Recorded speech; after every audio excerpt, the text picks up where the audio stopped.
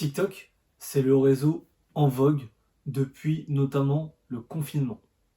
Dans cette vidéo, je vais t'expliquer comment faire des vidéos virales, ou plutôt je vais te dévoiler 3 astuces qu'utilisent les meilleurs créateurs de contenu sur la plateforme pour réussir à faire des vidéos virales, des millions de vues et être payé par TikTok. Donc aujourd'hui, comme tu l'as compris, on va parler TikTok. Depuis quelques semaines maintenant, TikTok a sorti le nouveau fonds pour les créateurs de contenu, donc 1 € pour les 1000 vues, etc. Depuis cette annonce, beaucoup se ruent sur la plateforme ou essayent de performer alors que ça fait des semaines et des semaines qu'ils n'y arrivent pas, je dirais même des mois. Voilà, donc aujourd'hui je vais te donner 3 astuces que les meilleurs TikTokers, les personnes qui font le plus de tests, je dirais. Et c'est ça qui est important, parce qu'en fait, tu as des personnes qui vont faire du contenu depuis des mois, voire des années sur un même réseau social, sans se prendre la tête, sans essayer de comprendre pourquoi ils ne percent pas. Et donc du coup, là, je vais te donner des astuces de personnes voilà, qui, pendant un laps de temps, ont essayé différentes choses, etc. et ont compris ce qui marchait pour le répliquer et ne faire que ça.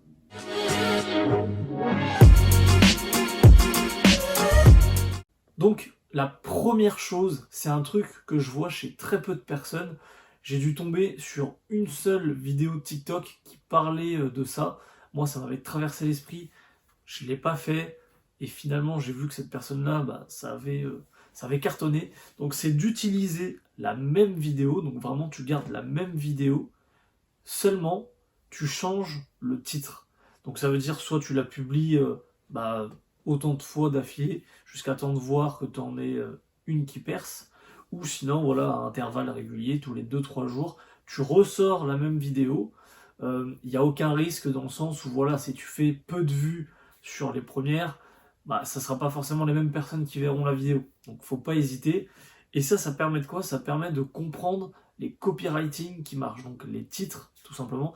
L'erreur à ne pas faire, c'est d'utiliser les titres quand tu choisis ta photo de couverture. J'essaierai de te le mettre en vidéo pour te montrer. Faut pas utiliser ce texte-là, parce que ce texte-là, il sera visible que quand la personne visite ton profil.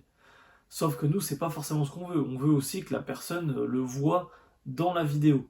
Donc, l'idée, c'est de mettre un titre avec l'éditeur de texte quand tu montes ta vidéo sur TikTok ou sur une autre plateforme de montage.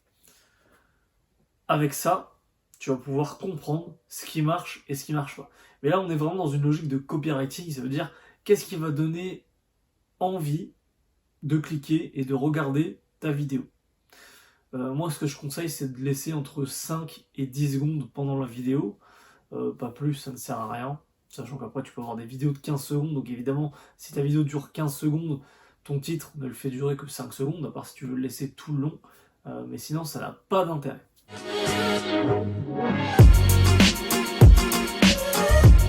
Donc on va enchaîner sur la deuxième astuce. Et là, pareil, on est sur quelque chose qui est très utile pour les personnes qui sont dans des niches, dans des thématiques précises. Et en fait, c'est surtout les professionnels qui utilisent ça. Donc moi, par exemple, je suis un professionnel du marketing digital et notamment des réseaux sociaux. Donc, j'utilise cette astuce, mais par exemple, quelqu'un qui va parler de sa vie ou voilà, te raconter sa life, ses histoires, etc. Je suis pas sûr que le conseil soit extrêmement pertinent, quoique tu peux repérer les trends grâce à ça. Ça va être tout simplement d'aller, donc là pareil, je vais te mettre, alors pas une capture, je vais soit plusieurs captures, soit une vidéo, mais l'idée c'est d'aller dans TikTok, tu tapes les mots-clés, alors je dis c'est un mot-clé, donc par rapport à ta niche, à ton contenu, à la vidéo que tu veux faire, et tu vas pouvoir en fait aller checker et aller voir dans cette thématique les contenus en fait qui ont performé ces derniers jours sur X temps, etc. Et donc ça te permet de comprendre aussi le contenu qui fonctionne. Donc voilà, si c'est moi je suis dans le marketing digital, ce qui marche le plus, c'est pas forcément de danser pour apprendre des choses ou quoi.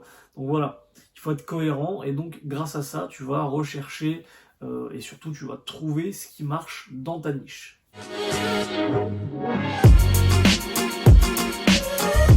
Ensuite, la troisième chose, donc ça pareil, c'est les personnes un peu plus analytiques, un peu plus professionnelles qui font ça, ça va être de tester les formats. Ça veut dire quoi? Ça veut dire que bah voilà, dans une certaine niche, il va y avoir, et encore je dis une niche, mais ça peut être juste pour ta propre personne. C'est-à-dire que si les personnes aiment ta personnalité, comment tu te comportes, ton authenticité, bah ça sert pas forcément à grand chose d'avoir une vidéo super bien montée avec plein de graphismes. Et à contrario, bah, il y a des comptes, par exemple des comptes entreprises, où là, bah, avoir des graphismes, avoir des rendus très très pro, c'est quasiment indispensable. Donc ça, l'idée c'est de tester différents formats, différentes façons de faire tes vidéos pour comprendre bah, voilà, ce qui va plaire à ton public, ce qui peut cartonner et toucher d'autres personnes. Et ça va t'aider justement pour t'améliorer sans cesse et avoir des vidéos qui cartonnent. Et du coup, je vais te donner un conseil bonus, ça va être de consommer du contenu de manière professionnelle. Qu'est-ce que j'entends par là? Ça veut dire que même si tu consommes du contenu qui n'est pas en rapport avec ta niche, que tu scrolles ton fil sans but, juste voilà, pour te divertir, et ben même pendant ces moments-là, tu dois comprendre ce qui fonctionne, parce que ça peut toujours t'aider. Euh, c'est pas parce que tu regardes une vidéo virale qui n'est pas du tout en rapport avec ta niche que tu ne peux pas voilà, l'interpréter à ta manière et voilà, mettre des éléments pour que tu réussisses toi aussi à faire des contenus viraux. Donc voilà, c'était tout pour cette vidéo, une vidéo assez courte, mais l'essentiel y est. Évidemment, il y a plein d'autres conseils qu'on peut donner, etc. Mais ces trois-là notamment me paraissaient essentiels dans le sens où je vois peu de personnes recommander ce genre de choses, alors que pourtant c'est voilà, le strict minimum pour espérer trouver et faire de meilleurs comptes. On se retrouve dans une prochaine vidéo.